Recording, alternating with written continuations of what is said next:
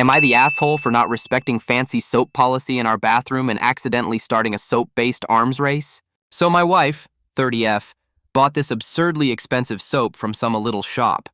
It came in a tiny frosted glass bottle wrapped in twine, with ridiculous branding like hints of pine, regret, and artisanal disappointment, or something like that.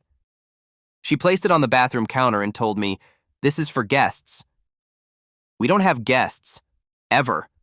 Okay, maybe once every 2 months. I told her that, but apparently the idea of a guest potentially seeing that we use commoner soap is too horrifying to bear.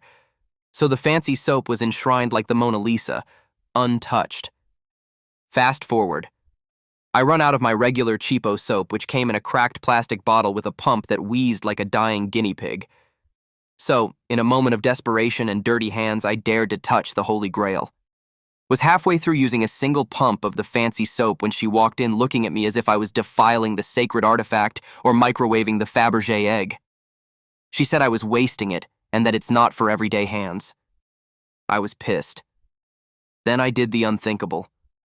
I went out and bought my own fancy soap. $30, grapefruit and cedar, smells like if a lumberjack went to therapy. I put it proudly on my side of the sink. I declared that this is my new soap and only I have a right to use it. Suddenly, it's Cold War. Soap edition. That evening I saw over her shoulder she was searching more soap bottles on Etsy, like she wanted revenge. At this point, I now want to invite some guests over to make sure they use my fancy soap and not her ha-ha. Now she's mad. I'm mocking her and says I'm turning cleanliness into a competition.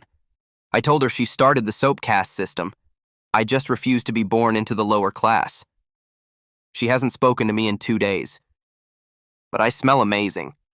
Tell me, am I the asshole?